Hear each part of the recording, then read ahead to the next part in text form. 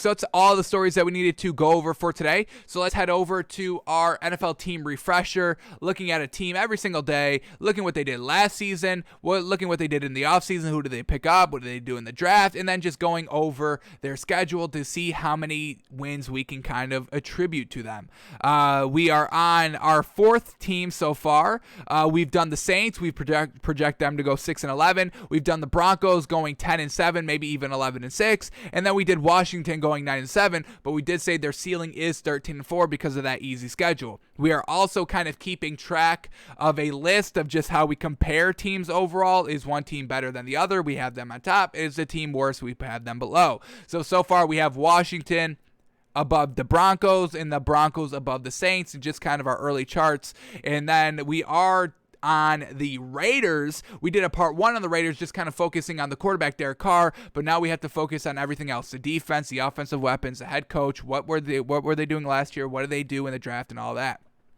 So let's continue on with our part 2 of our Raiders team refresher, trying to get every team done before the start of the NFL season. And we know it's a little bit of crunch time now that we have officially just begun the month of August. So time is a-clicking, time is a-ticking. Let's continue on here with part 2 of the Raiders. So we believe in Derek Carr. That was kind of what part 1 was about. We believe in his stats. We love his stats. They're great. We don't love, he underthrows the ball a couple of times. That's something he needs to work on here. And I did just see a clip from training camp where he just absolutely launched it and put it right on the money. So hopefully those underthrowing balls a little behind him. Also needs to throw a lot more touchdowns. A little kind of light in the touchdown column. That was like the only stat that we didn't really love, was the low amount of touchdowns passing. Let's see that get up a little bit. But overall, the offense is something that I don't think we need to truly worry about on this Raiders team. So let's see what the Raiders were doing last season. Where is my tab up on this? We got this up somewhere? Or did I mess it up? We can go back here. Let's go here. How do I get to here? Okay.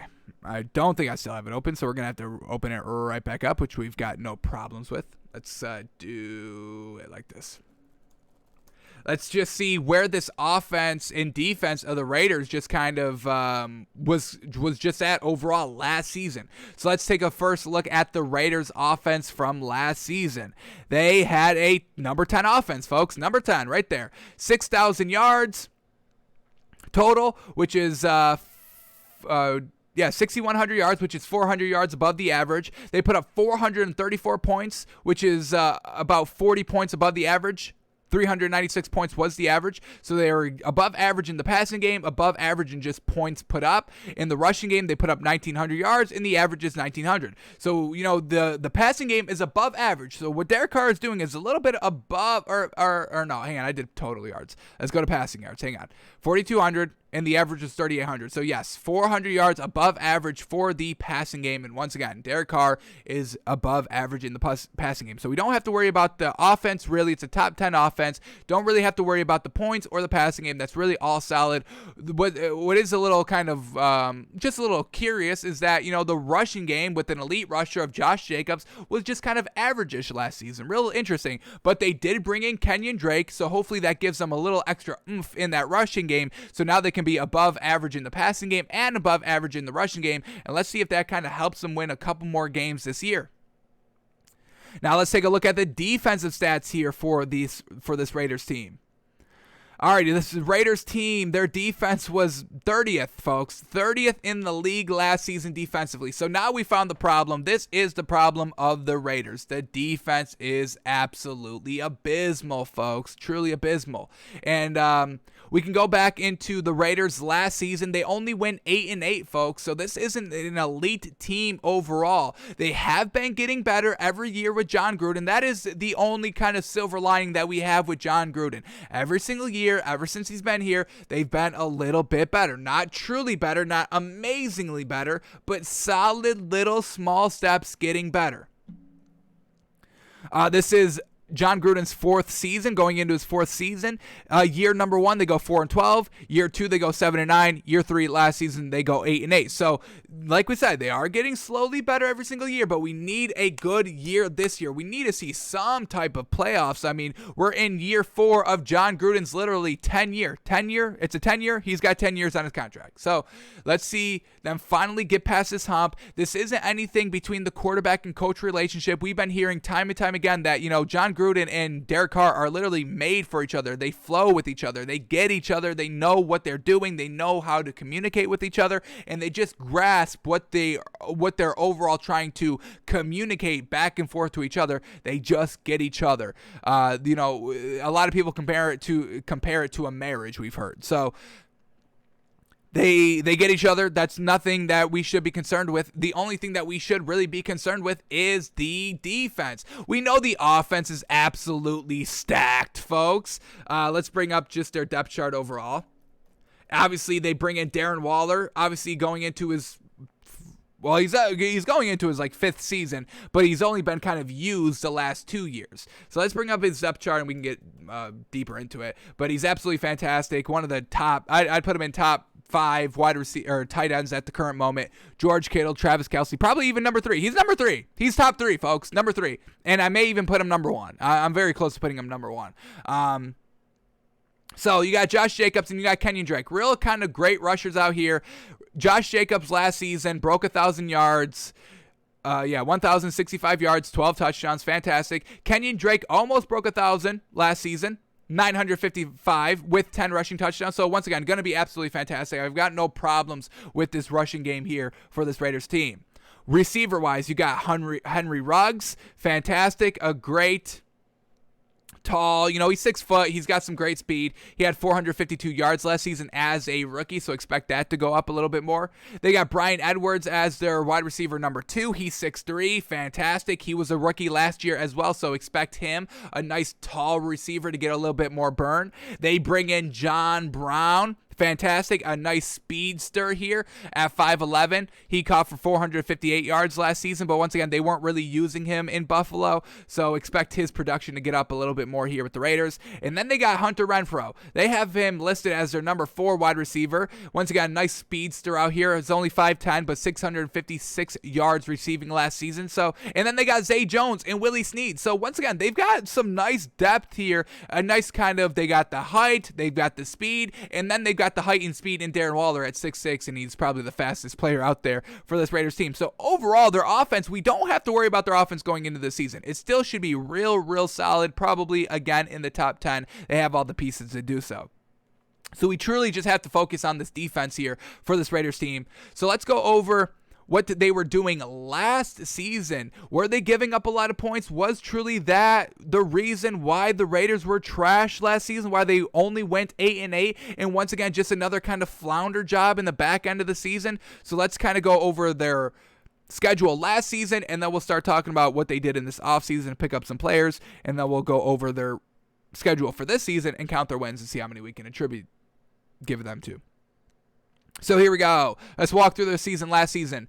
Week 1 against the Carolina Panthers. They end up winning, but they gave up 30 points. They won 34-30. So once again, that defense, if you're giving up more than 22 points a game, if you hold the team under 20 points, you're basically going to win that game. If you let a team score over 30 points, you're pretty much going to lose the game. So if you give up more than 22 points a game, that's really not great defense. So they gave up 30 points week 1. They ended up winning it, thank goodness. Week 2 against the Saints, they win 34-24. Now that's a solid game defensively. We can get behind that. But then they face the Patriots. They give up 36 points against that Patriots team. That's absolutely atrocious. Cam Newton's got nothing on that team. Cam Newton can't even throw the ball, folks. I mean, y'all want to talk about Lamar Jackson being a running back? I mean, Cam Newton's a running back, folks. The man cannot throw the ball. It's unfortunate. The man can't throw it. So they give up 36 points to the Patriots. They face the Bills week 4. They lose 23-30. They face the Chiefs. They win 40-32, but luckily they were able just to put up 40 points, still giving up 32 points. That's still cause for concern. And then the week after the bye, week 7, they give up 45 points to the Bucs, folks. They lose 20-45, absolutely trash. Then they go on a nice 3-game winning streak. They beat the Browns 16-6. They beat the Chargers 31-26, and they beat the Broncos 37-12. So a real nice defensive stretch there, real solid. But then the defense just folds for the rest of the year, folks. It's done after that. Against the Chiefs, they lose 31-35 week 11. Against the Falcons, they gave up 43 points against the Falcons. They get absolutely blown out 43-6, folks. Absolute blowout. They get blown out they beat the Jets 31-28. Still giving up 28 points against the Jets. That's a little cause for concern as well. You should have been if you hold the Browns to 6 points, you should be holding the Jets to 0 points. Absolutely. So still a little concerning. And then for the last 4 weeks of the season, they give up 44 points to the Colts. They give up 30 points to the Chargers. They give up 26 points to the Dolphins, and they give up 31 points to the Broncos. So this defense was just absolutely trashed the entire year, giving up so many points against teams that really should not have been putting up this types of points against y'all. So flounder in the back half of the season. They lose 1, 2, 3, 4, 5. They lose 5 of their last 7 games, folks. It's just like, what are we doing here? And let's see what they did in 2019 under John Gruden, because they go 7-9. Did they lose in the back end of that season as well? Let's see.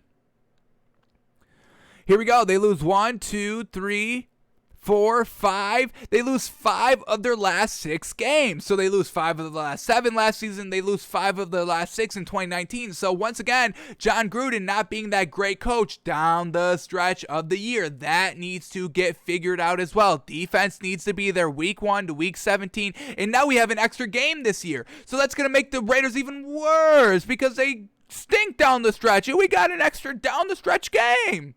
How unfortunate. So John Gruden is truly going to have to step it up here big time. But now let's see what they did in the offseason. What did they pick up in the draft? Who did they get in free agency? Are they beefing up their defense? I don't care what they beefed up on offense. The offense is always solid. I'm not worried about the offense. I need to see major improvements on this Raiders defense. So let's take a look here. Alrighty, this Raiders offseason. Hopefully they didn't lose anybody, and hopefully they picked up a lot of great people. Here we go. They get Casey Hayward Jr., a cornerback. Fantastic. Is he good? Can he take down?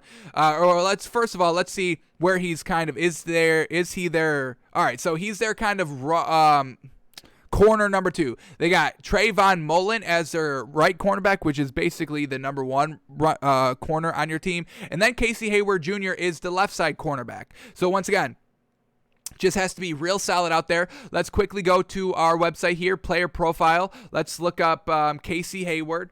Let's see how is he locking up the tier 1s, the tier 2 wide receivers. How is he looking? So Casey Hayward last year against these opponents. Let's see what we get. Against the Cincinnati Bengals, he didn't have a primary coverage target going all over the field, but he gave up 8 of 15 for 76 yards and 2 pass breakups. That's real solid, folks. We're kind of looking for less than 50% of targets caught, and when we look at just kind of yards allowed, we don't really want to see more than 10 yards a catch. That's just kind of what we base it on, of just kind of, is it a true lockdown or not? All right, against DJ Moore, 2 of 2 for 23 yards and a pass breakup. Not terrible there. Against Mike Evans, 6 of 9 for 117 yards. That's a big old burn. He got burned there. Against DJ Chark, 1 of 4 for 4 yards. Great lockdown. Against Deshaun Hamilton, 2 of 6 for 83 yards. 1 pass breakup, 1 interception. Overall, you got the pick, but you gave up 83 yards on 2 catches. What are you doing? What are you doing out there? All right, Nelson Aguilar, 2 of 6 for 98 yards. Jeez Louise, once again, getting burned here. Big time. 1 catch is going big time for both these players. This is not good. Against Devontae Parker, 1 of 4 for 23 yards and a pass breakup. Against Russell Gage, 4 of 5 for 68 yards and a pass breakup. Against Nelson Aguilar, 4 of 7 for 46 yards. Against Jerry Jeudy, 2 of 3 for 12 yards, a pass breakup, and a pick. That's pretty solid there. That's a good lockup. So overall, getting burned a lot, kind of. He lets the big play go a couple of times. This is where we get a lot of, he gave up 117 yards, 83 yards, 93 yards, 97 yards, 68 yards. So he lets the big play go a couple of times. So this is all right for a kind of tier 2 corner, and that's probably where we have to put Casey Hayward. But if he's just kind of, the second corner on a team, it's not terrible overall. So maybe we can get behind Casey Hayward a little bit. Let's see what else they did in their offseason. They re-sign another guard. They get John Brown. They get a defensive lineman in Jonathan Hankins, re-signing him. They get Kenyon Drake, another good offensive piece, but we want to see linebacker. They re-sign Nicholas Morrow, a linebacker. They get another center. They get Quentin Jefferson, a defensive interior lineman from the Bills, so hopefully he's able to be good. They bring in Russell Douglas, another cornerback, just shoring up their cornerback depth. Where is he ranked now? He's kind of their number 3 corner, so we need to see some solid things out of him. We're not going to look him up because I don't even know what he does. I mean, I don't even think he's even guarding like anybody good. Let's quickly take a look. Was he even playing last season in any games? All right, here we go. Against DeAndre Hopkins, 6 of 8 for 30 yards. Woo, that's a good lockup right there. Against Mike Evans, 4 of 6 for 51 yards. That's not bad. All right, maybe this man's got something good. Russell Douglas, folks. Oh, my goodness. He's running the gauntlet here. Mike Evans, DeAndre Hopkins, Allen Robinson, 4 of 8 for 37 yards, 3 pass breakups. Oh, my God. Against Travis Kelce, 7 of 11 for 99 yards. A little bit of a burn there, but it's a tight end. A little bit of a different kind of, how you have to match it up. All right, this is a true test. Mike Evans, number 2, 7 of 12 for 76 yards and a pass break. Once again, not terrible. It's not terrible overall for how elite Mike Evans is. Against Justin Jefferson, 7 of 10 for 61 yards and a pass breakup. Once again, not giving him 10 yards a catch. That's pretty solid. Against Marquez Valdes-Scantling, 4 of 4 for 34 yards. Not terrible. Marquez Callaway, 5 of 8 for 40 yards. So maybe Russell Douglas is actually real solid. Maybe Casey Hayward should be cornerback number 3. Elevate Russell Douglas, and he's 6'2". Okay, now this defense of the Raiders, now we're kind of buying into it. They've got solid cornerback depth. We love it. And then they get Yannick Ngakoue as an edge rusher. Did they have him at the end of last season? Because he started with the Vikings, I believe, and I think they got rid of him mid-season. Let's quickly see. He was with the Vikings and the Ravens. All right, so Yannick Ngakoue, we'll see if he can make an impact. Really didn't have that big of an impact. Started with the Vikings last season, didn't really get it done, and then the Ravens got him, and he really just never really got it done. He did have 8 sacks. I guess it's not terrible overall, but we'll see if he can get back to his kind of full force here. With this Raiders team. So they brought in some solid pieces, short up their corners a little bit more, short up their edge rushers. Not bad. That's pretty solid. Let's see who they lost. They lost Eric Harris, their safety. They lost Nelson Aguilar. They lost Raekwon McMillan, a real solid linebacker. And they also lost an edge rusher and Takaris McKinley. So they are definitely going to need solid production out of Yannick Ngakoue to truly make up for him. Alrighty, let's see what they did in the draft. Let's see who they picked up in the draft here. Let's see, where is it at? Where's our draft tab at? Right here. Okay, so let's look at this Raiders team, Las Vegas Raiders, and let's see who they picked up in the draft. We're looking for solid defensive players. So their first round pick, they go Alex Leatherwood, a little bit of an overreach is what I'm hearing on what this draft was for an offensive tackle. Don't really love that, but shore up your line. I guess you can't really ever go wrong with that. Especially now when you've got another great running back, so you really need some solid run blocking linemen, as well as obviously pass blocking to protect your man Derek Carr.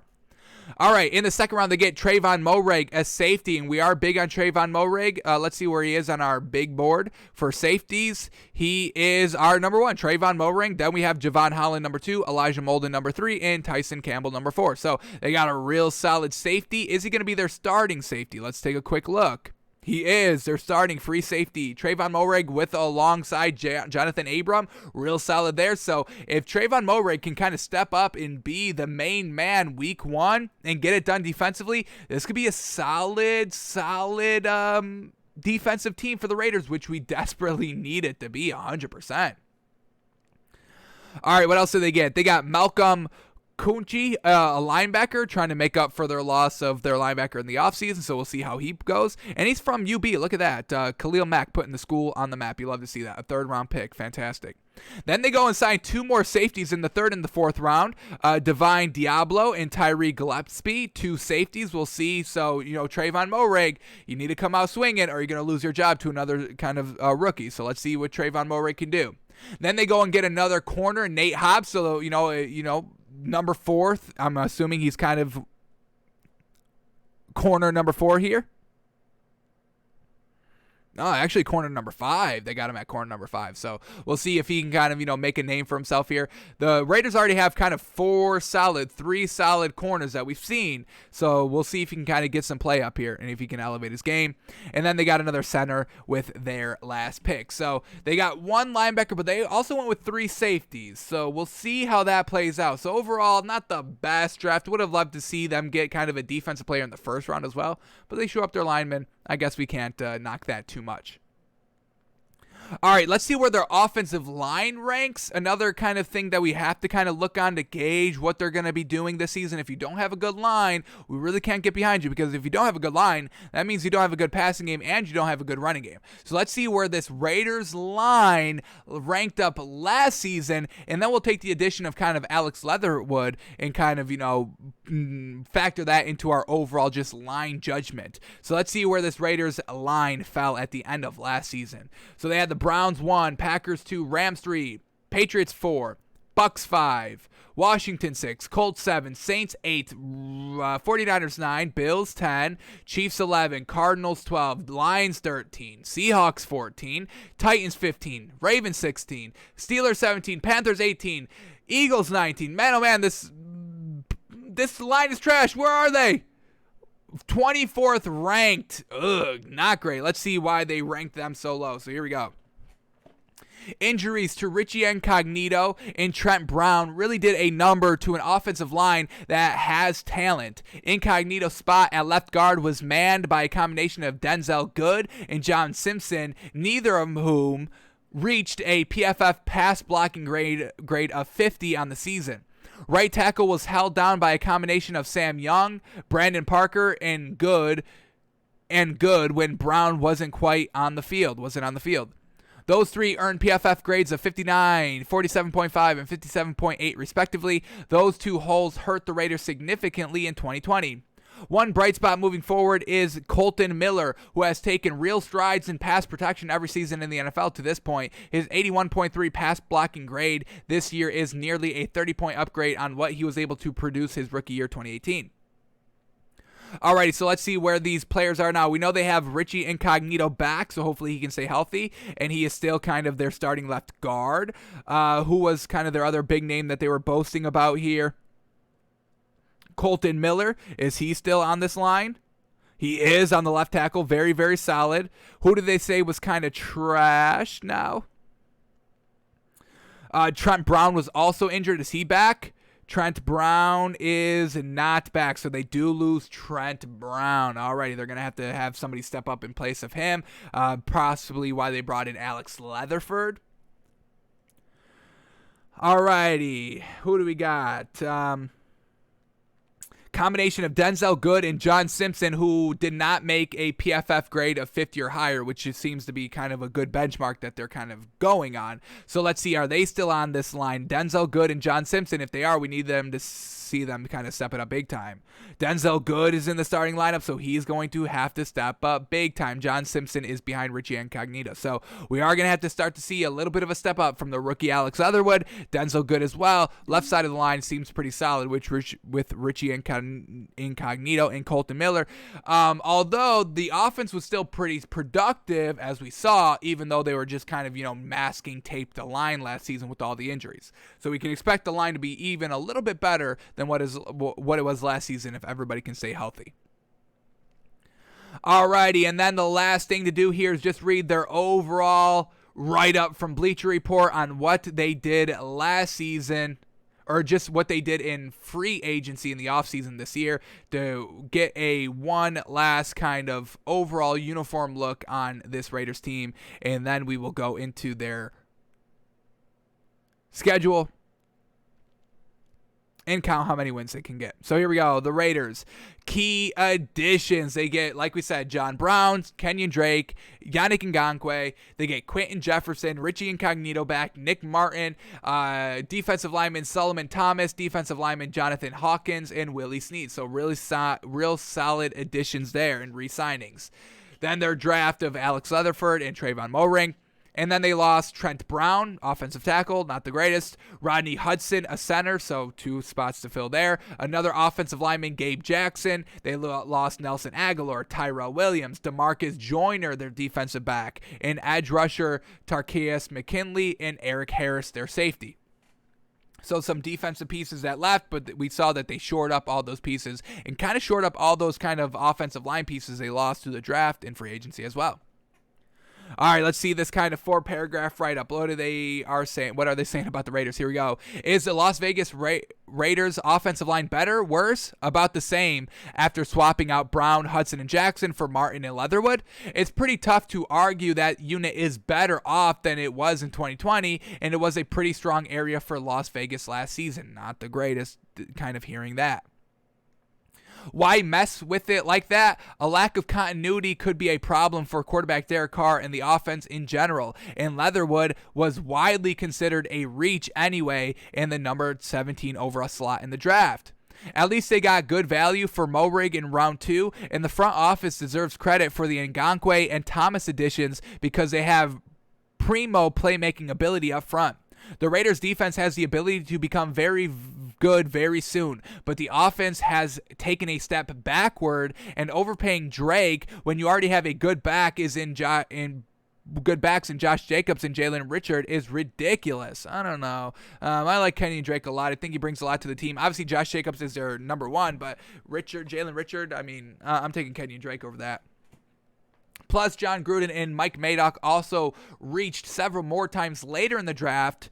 Third rounders Malcolm Kuntz and Divine Diablo were ranked way lower than their draft slots on their final Bleacher Report scouting department big board. Altogether, it was a discouraging off season in Vegas. Alrighty, so like we said, we do like their defense. We believe their defense can be real solid. They've got great offensive weapons. Like we said, on their defense, Corey Littleton's not bad at the linebacker position. We love Jonathan Abram. We love Trayvon Moehrig in college. We'll see if he can step it up. Trayvon Mullen is a solid corner. Casey Hayward's solid. We love Russell Douglas. Their pass rushers, obviously Yannick Ngakoue, Quentin Jefferson. Did he have any sacks last season? What do we got? 3 sacks, 1 forced fumble. Real solid on the defensive line. So it's going to just kind of be up to the linebackers here. How quickly can these new safeties adapt, bringing in 3 safeties in the draft? And how can this offensive line hold up that they kind of overreached on a lot of players through the draft? So we'll see how that turns out. All right, so now let's go to their schedule this season and see how many wins we can give this Raiders team and where we put them on our list that already has the Saints and the Broncos and Washington. We'll see where we put the Raiders in relation to them. So here we go. Let's bring up their schedule. Here we go. That's not it. This is it. Got to get to the team. All right. Here we go, Raiders schedule. Let's see how many wins we can give them. Here we go, week 1 against the Ravens on Monday Night Football. Alrighty, I'm going to give them a loss here. They are at home, which is very, very good. But once again, this defense, how is it going to be week 1, especially against this kind of highly ran and, Lamar Jackson opening up the deep ball now in training camp? I'm going to give them a loss here against the Ravens. Not the greatest. And then they have to face week 2 against the Steelers on the road. Real tough game for them because the Steelers offense should be solid and the defense should be real solid as well. So I think we have to give this Raiders team 2 losses right out of the gate. Not great. Then they face the Dolphins. Oh my goodness. Last year's game was wild. Dolphins, Raiders, the Ryan Fitzpatrick face mask and the big 30-yard bomb along with it. Fantastic. They are at home for it, which is great, but they lost at home last time. And I don't know, man. This Dolphins defense should be real solid, and this Dolphins offense should be way better than what it was last year.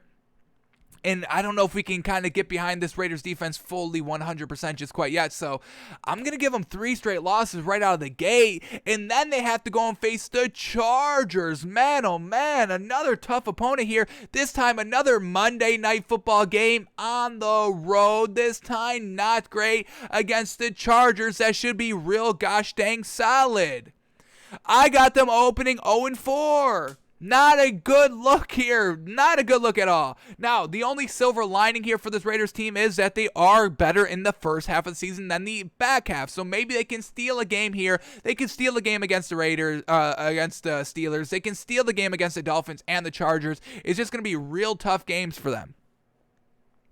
Then they go and face the Bears. I can give them a win against the Bears here. At home against the Bears, I've got no problem with that. Then they go on the road and face the Broncos. That is a winnable game as well. I will give them a win there.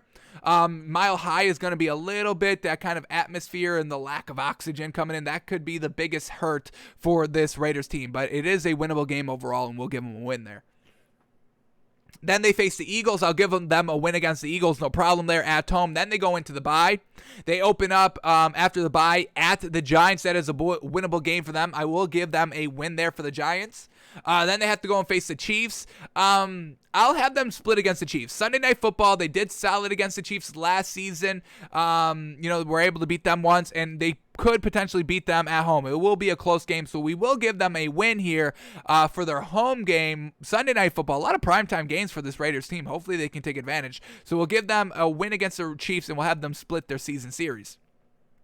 All right, they can beat the Bengals the very next week. That's no problem. The Cowboys in Dallas. Going to be a tough one for them. We'll give them a loss there. Then they go and face Washington. Winnable game. We'll give them a win. Then they go and face the Chiefs. But we said they would split their season series, so we give them a loss there. They go and face the Browns at the Browns. Unfortunate. This is a Sunday night game in December. So it's going to be a tough one here. It is a winnable game. We'll give them a win there. Do we give them the sweep against the Broncos? If they swept the Broncos last season, we'll give them another sweep this year. Let's go to 2020. 2020. Alrighty, here we go.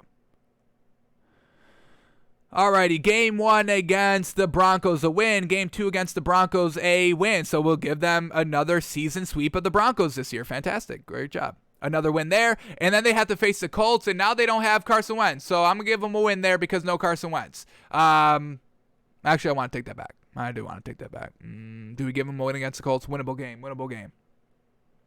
We'll do it like this. The Chargers. Did they season sweep the Chargers last season? Game 1 against the Chargers.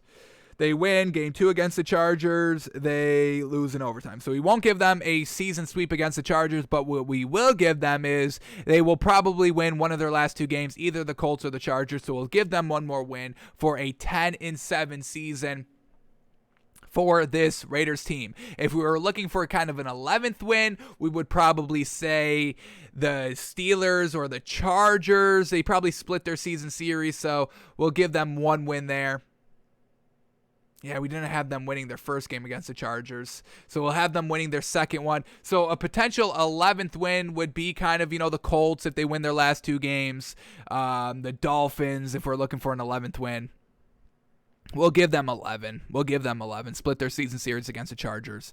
Do we give them 10? We'll stay with 10.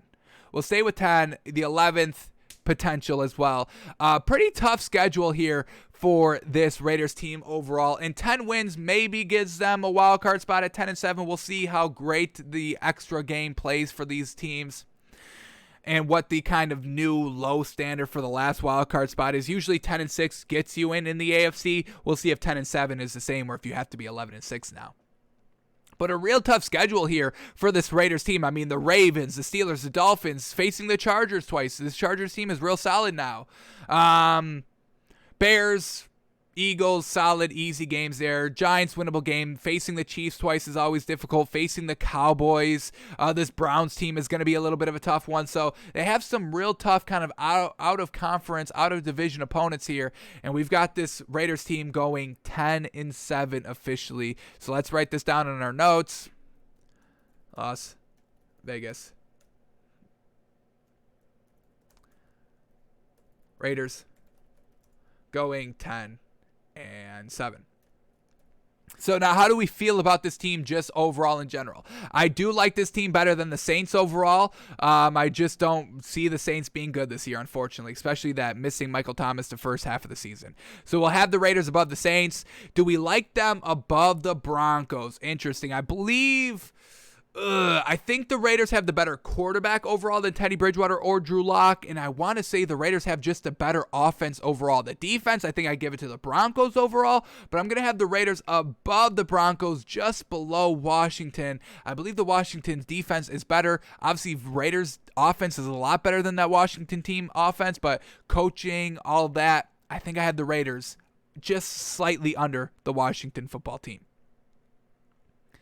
Alrighty, so that's going to do it for us today. And, with the Raiders finishing 10-7, that's going to end our recap on our little team refresh on the Raiders. Tomorrow, we'll do a new team, spin the wheel, random team, and see what we get, and continue on with our team refreshers. Alrighty, so that's